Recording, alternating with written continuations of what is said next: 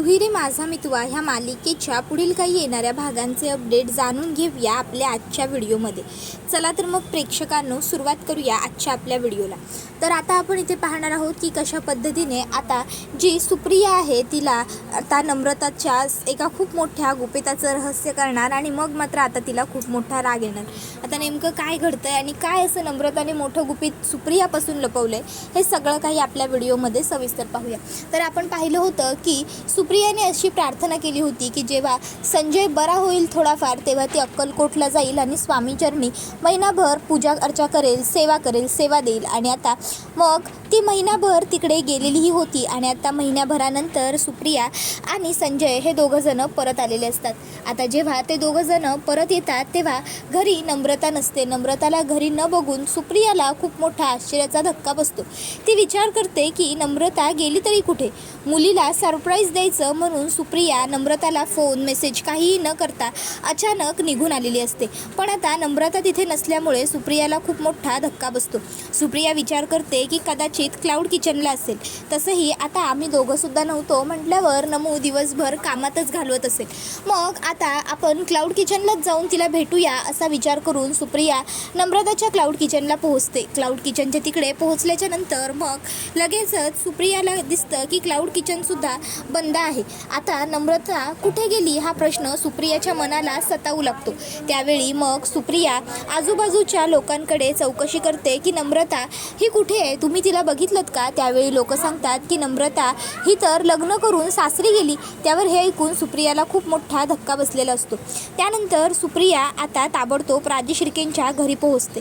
आता ती नम्रताला हाका मारते मोठ्याने. त्यावेळी नम्रता तिकडे येते. त्यावेळी सुप्रिया तिला विचारते, नम्रता काय प्रकार आहे हा सर्व. नम्रता म्हणत असते, आई माझं लग्न झालं.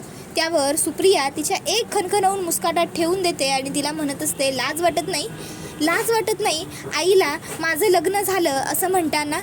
तुला सांगितलं होतं ना आम्ही की अक्कलकोटवरून आल्यानंतर तुझं लग्न आम्ही आकाशबरोबर रितसर लावून देऊ म्हणून. मग आम्ही अक्कलकोटवरून येईपर्यंत 1 महिनासुद्धा तुला धीर धरवत नव्हता का. एवढी नम्रता कसली घाई लागली होती तुला लग्नाची की तू आईबाबांची सुद्धा वाट पाहिली नाहीस का. कशासाठी एवढं घाईने लग्न केलंस. त्यावेळी मग मात्र नम्रता निरुत्तर असते. नम्रता काही बोलतच नसते. सुप्रिया म्हणत असते, नम्रता तू हे जे काही केलंस ना ते मला अजिबातच पटलेलं नाही आहे. अगं तुझं लग्न आम्ही लावून देऊ असं आम्ही म्हटलेलं असतानाही तू एवढी घाई केलीस. कधी ना मला म्हणजे तू माझी मुलगी आहेस ना ह्याच गोष्टीवरती संशय होतो. माझी मुलगी ही अशी आताताईपणा करणारी, माझी नमू ही अशी माझं न ऐकणारी नव्हती, माझं सगळं ऐकणारी होती माझी मुलगी. तुझ्याकडे बघून मला वाटतच नाही आहे की तू माझी मुलगी आहेस म्हणून. माझी तीच नम्रता आहेस जी माझ्या एका शब्दाखातर जर मी एखादी गोष्ट करू नको बोलले तर ती न करणारी, मला उलट प्रश्नही न विचारणारी. आणि आज तू मला म्हणतेस की तुझं लग्न झालं म्हणून. त्यावेळी मग नम्रता म्हणते, आई हे बघ माझं ऐकून घे. त्यावर सुप्रिया म्हणते, काही ऐकायचं नाही आहे मला नम्रता. अगं तुझ्या सासूला हे लग्न मान्य नव्हतं ना. मग त्यावेळी नम्रता म्हणत असते, आई अगं तू चल माझ्याबरोबर, चल बरं. आणि मग नम्रता सुप्रियाला घेऊन आतमध्ये तिच्या रूममध्ये येते. आणि त्यानंतर मग ती सुप्रियाला म्हणते, आई तू पहिल्यांदी बस बरं इथे ये, बस बरं हां. आणि आता प्लीज थोडीशी शांत होशील का. आणि एकदा माझं म्हणणं काय आहे हे शांतपणे ऐकून घे. प्लीज शांत हो.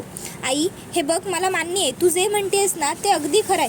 आकाशच्या आईला आमचं लग्न आधी मान्य नव्हतं, पण आता आकाशच्या आईने आमचं लग्न मान्य केलं आहे. आणि आकाशची बायको ह्या घरची सून म्हणून त्या माझ्याबरोबर खरोखर खूप चांगलं आणि प्रेमाने वागतात.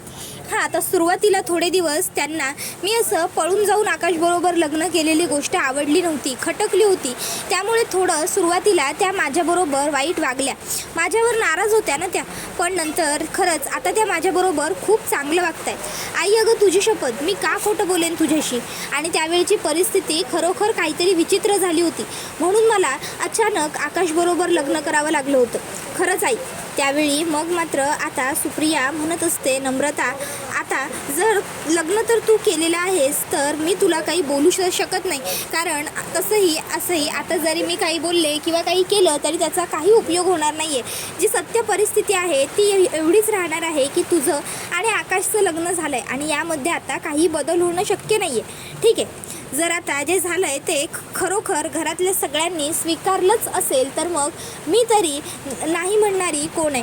पण मला एकदा तुझ्या सासूला म्हणजे आकाशच्या आईला भेटायचं आहे. अगं माझी घरातल्या सगळ्यांशी एकदा का होईना भेट झाली आहे. घरातल्या इतर सगळ्या सदस्यांना मी ओळखते, पण फक्त आकाशची आई तुझी सासू ही बाई मला एकदाही भेटलेली नाही आहे. ऑफकोर्स ती माझ्या मुलीची सासू आहे. माझी आता ती विहीन आहे, 2 मुलींची सासू आहे म्हटल्यावर एकदा तरी तिला भेटायला हवंच ना.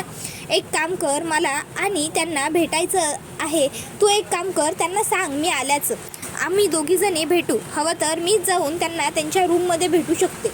बोल, चालेल का त्यांना मी त्यांच्या रूममध्ये जाऊन त्यांना भेटलेलं? त्याबरोबर नम्रता निरुत्तर असते. तर सुप्रिया म्हणते, नम्रता अगं तुझ्याशी बोलते ना मी, मला तुझ्या सासूला भेटायचं आहे. आता तू एवढे गुणगाण गाठतेस त्यांचे, तर मी सुद्धा बघायला हवं ना. अर्णवानी इशूने जेव्हा लग्न केलं होतं तेव्हा त्या किती चिडल्या होत्या ते पाहिलं होतं ना मी. तर दुसऱ्या बाजूला आता जी वल्लरी असते तिला आधीच कळलेलं असतं की घरी सुप्रिया आली आहे, कारण सुप्रियाने तितक्या रागाने नम्रताला हाका मारलेल्या असतात आणि तो आवाज इकडे वल्लरीने सुद्धा ऐकलेला असतो. त्यामुळे वल्लरी ही आधीच घरातनं गायब झालेली असते. वल्लरीने काय केलेलं असतं, ती येऊन घराच्या मागच्या बाजूला बसलेली असते. ती विचार करते की आता एकदा का ही सुप्रिया घरातनं निघून गेली की मगच मी घरामध्ये परत जाईल. तर दुसऱ्या बाजूला इकडे इशू आणि अर्णव हे दोघंजण त्यांचे कपडे तयार करायला घेत असतात. म्हणजे कसे कपडे तयार करायचे ह्याची प्रॅक्टिस करत असतात. वेगवेगळ्या खाण्याच्या रंगांपासून कपडे डिझाईन करायचे असा त्यांचा प्लॅन असतो. नैसर्गिक रंगांपासून कृती करायची असते. मग त्यासाठी आधी नैसर्गिक रंग बनवले पाहिजे. मग त्यासाठी आता कुठले रंग कसे बनवता येतील हे अर्णव आणि ईश्वरी बघत असतात. अर्णव ईश्वरीला म्हणत असतो की पिवळ्या रंगापासून म्हणजे आपण कॉस्ट्यूम बनवू शकतो. हळदीचा पिवळा रंग तयार होतो. त्यानंतर इशू म्हणते की केशरचा सुद्धा पिवळा रंग होतो किंवा जरासा नारंगी टाईपमध्ये होतो. अर्णव म्हणतो ठीक आहे, मग केसरसुद्धा आपण वापरू शकतो. त्याच्यानंतर मग ईश्वरी म्हणते आपण फुलंसुद्धा यूज करू शकतो की आपण गुलाबाच्या पाकळ्यांपासून लाल रंग तयार करू शकतो. त्यावेळी अर्णव म्हणतो ठीक आहे.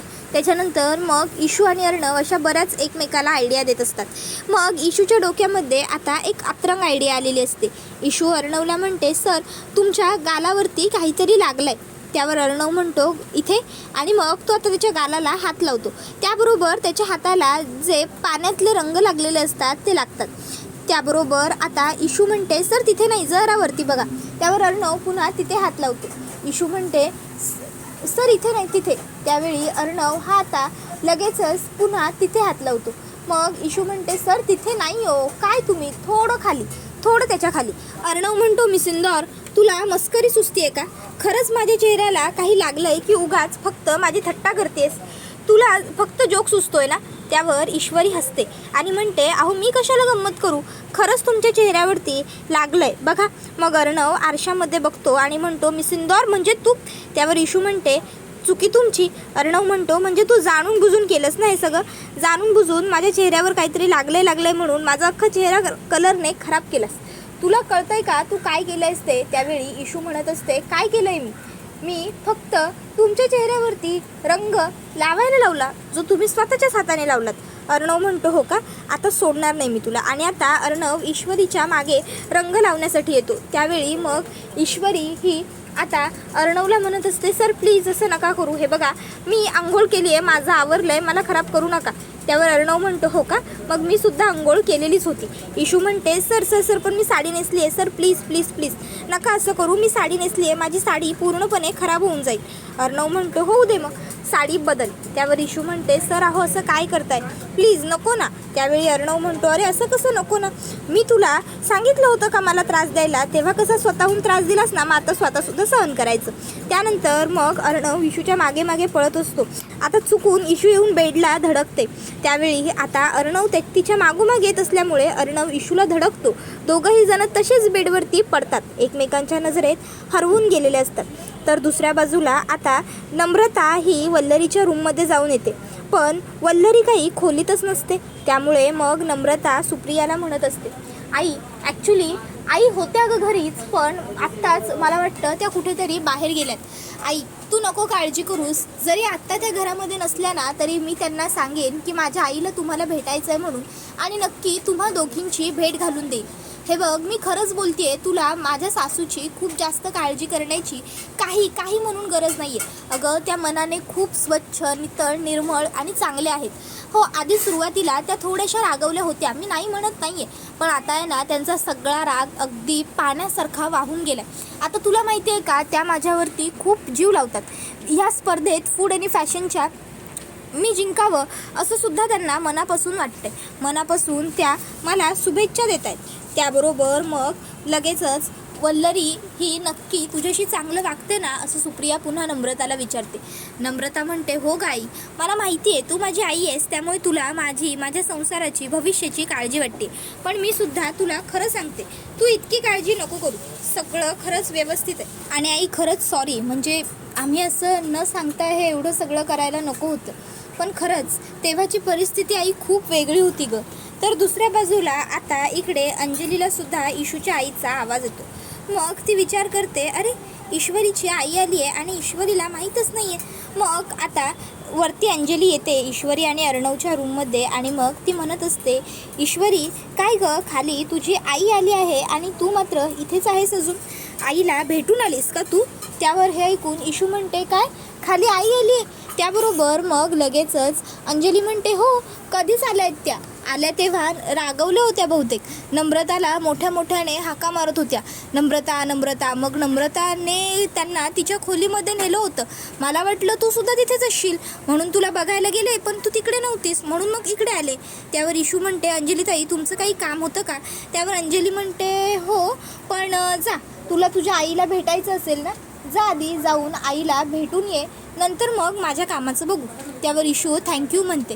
त्याच्यानंतर ती धावत पळतच खाली येते आणि आता सुप्रियाला भेटते. ती सुप्रियाला विचारत असते, आई कशी आहेस, काय ग तू आलीस आणि मला कळलं सुद्धा नाही, आई काय ग तू हाक नाही मारलीस यावेळी मला? त्यावर मग ती म्हणत असते, इशू इथे हे जे काही घडलंय ते सगळं मला बिलकुलच पटलेलं नाही आहे. मी तुझ्यावरती नमूची सगळी जबाबदारी सोपवून गेले होते. मला वाटलं होतं की तू इथे आहेस म्हटल्यावर मला काही काळजी नाही, मला फिकीर नाही, पण इथे घडलं मात्र खूपच काहीतरी वेगळं आणि विचित्र. इशू मला इथे येऊन हे सगळं जे दिसलं आहे ते सगळं मला बिलकुलच अपेक्षित नव्हतं, सगळंच खूप अनपेक्षित घडलं. हे सगळं जे घडलं ते तुला खरंच माहीत नव्हतं का? त्यावर इशू म्हणते, आई जाऊ देत ना, जे झालं ते झालं, पण शेवटी सगळं चांगलं झालं आहे ना, मग विषय सोड ना.